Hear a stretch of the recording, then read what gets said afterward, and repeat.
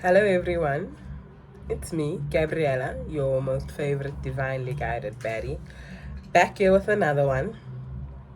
Basically, an elaboration, a part two on yesterday's conversation, which was ghosting my father, part one.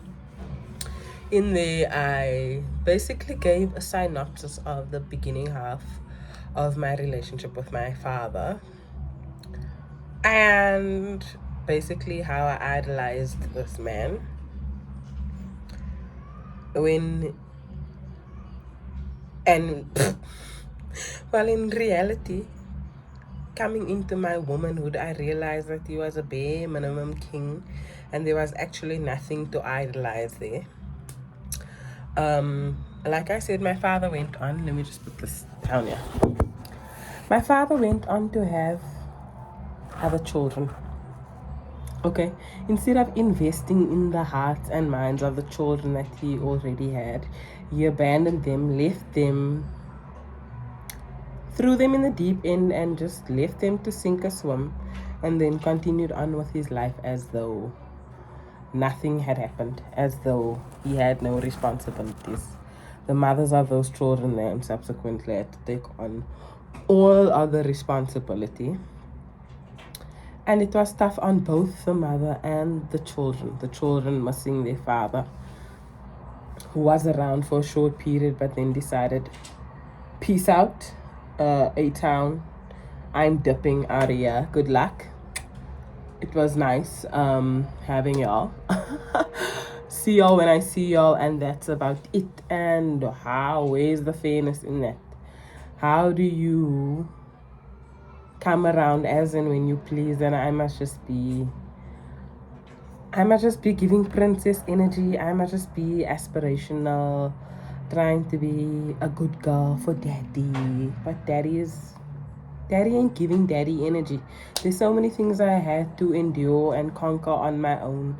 I needed the support, the strength, the protection of a father. But he was busy dating 19-year-olds. Let's be for fucking real up in here. Let's be for real. Let's be for real. And what do you want with such young women? I feel as though men will always go to a younger woman because she doesn't have any opinions of her own. She's easy to groom, to mold into what you need it to be, which is essentially a glorified roommate who does chores, cooks and cleans. And later on, when my father decided to have another child, I'd live with my father.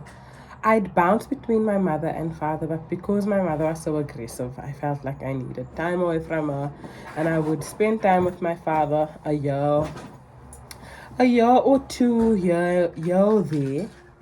He also moved a lot, which meant I moved a lot, and time spent with him was cute, I suppose. He did what the father was supposed to do. He gave me shelter. He fed me. My father worked out of the country a lot, so there were times I was left looking after this man's pit bulls. There were 12 pit bulls at the time that I was looking after. Thank you for raising me to be your son when I am in fact your daughter. Let's be for real. If you hear background noise, that's Savali. She's probably gonna pop up in the next few. Okay, she dipped. Like, why was I your girl child raising your 12 pit bulls and house sitting your home in the middle of nowhere in Mayton while you worked abroad? Did you give me an allowance to do all of these things? I feel like child labor in low income households, you end up being the chef, you end up being the nanny, you end up being the maid. And I feel like I performed all of these roles at both my mother and father's households. But living with my mother, we had a helper. Not so much with my father. I feel like I had to take on so much more. I did get an allowance, but I mean, oops. Wind, please respect us. But what is that? These are things you are supposed to do. Now, in my womanhood, I'm realizing that You AWOL. Throughout my entire pregnancy, this man was nowhere to be found. Well, you didn't like the man I became pregnant by. So you took that as a personal what now? You needed to limit your access to me because you didn't like who my partner was at the time. Meanwhile, you'd paid Labola for people, for ladies, for women your children hadn't even met. So if I was learning from the best, I was learning from you. He wasn't a monster. To me, I feel like back then what we considered was abuse had to do with physical. Don't mind this burn on my nose, please. I burnt the tip of my nose lighting us all in the oven, but that's a story for another day. What we considered abuse was, you would think, was physical, but now I realize by my father abandoning me, he financially abused my mother. That's narcissistic behavior, man. When you do see me, you love bomb me. You will always be critiquing a girl like I should grow my hair longer, or I should lose a little bit weight, or I should... Listen, how about you be absent? How about I see you once a week, then you can come here with your unsolicited opinions. How's about you give the support you should be giving? Do you need to take it down? Can you go manage that yourself? Okay. Are you going to the toilet? So go. Anyway, intermission. What my father took from me by abandoning me was my ability to feel safe. I always felt anxious as a child. I'm back from helping my boss. Where was I? What I was trying to say was, my father deciding to be absent, what that took from me was my security. I have never felt safe since. I've never had someone I could run to and be like, this is what happened to me. This is who did it. Oh, if anything happened to me, who would I go to? I mean, whenever I wanted to speak to my father, he was busy. He wasn't around. And when he was around, it was for short bursts of time. When I did live with him, I mean, I couldn't say we ever did anything together. We ever went anywhere, learned anything. We were home most of the time, very much deep within lack mentality vibes.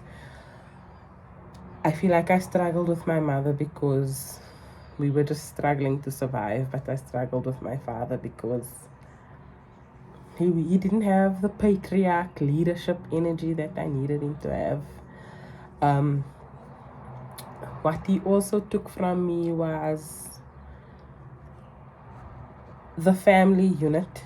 I didn't get to see my mother or experience my mother in her feminine energy, and therefore I didn't know how to tap into my divine feminine energy. Always being masculine, always protecting myself, providing for myself. That's how you also become creative, because you don't have things you are recreating and making new things from old things because people aren't around to provide for you, which was very sad, and I think was so prominent in the colored community in Alvarado Park. Your dad isn't around, and if he is, he isn't very helpful.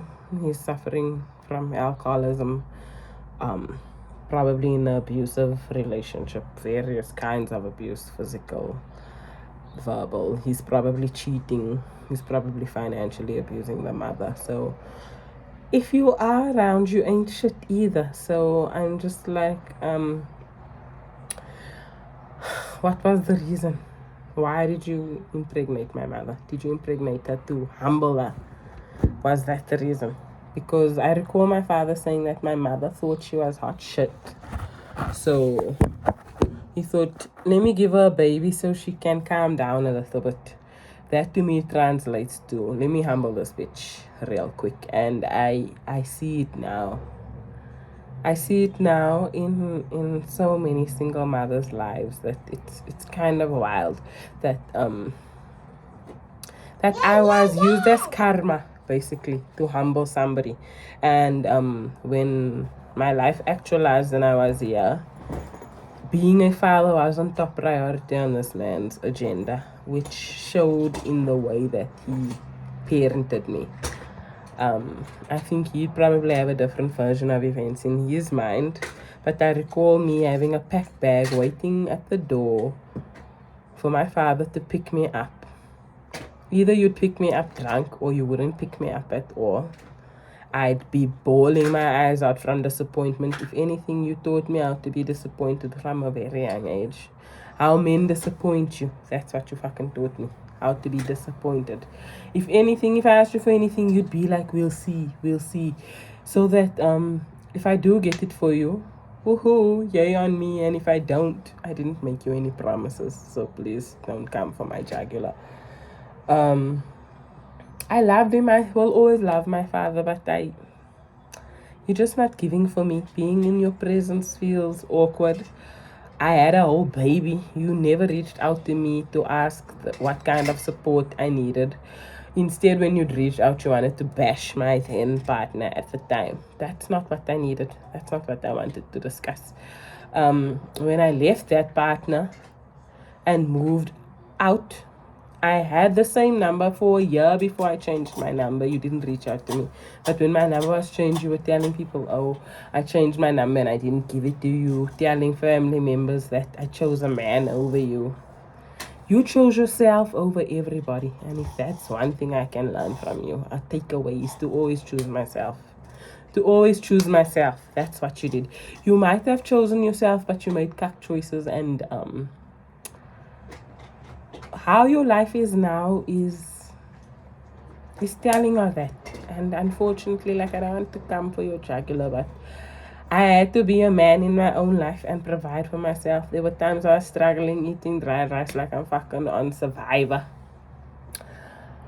Never once did I think, let me call my father and ask for help, because you probably wouldn't be able to help me anyway. So why were you out here impregnating motherfuckers? Mommy.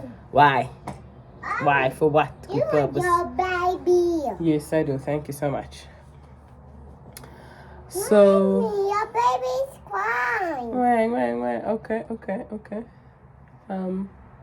I'll be with you in 2 minutes. Mommy, anyway, let's close this off. You can see someone else needs my attention.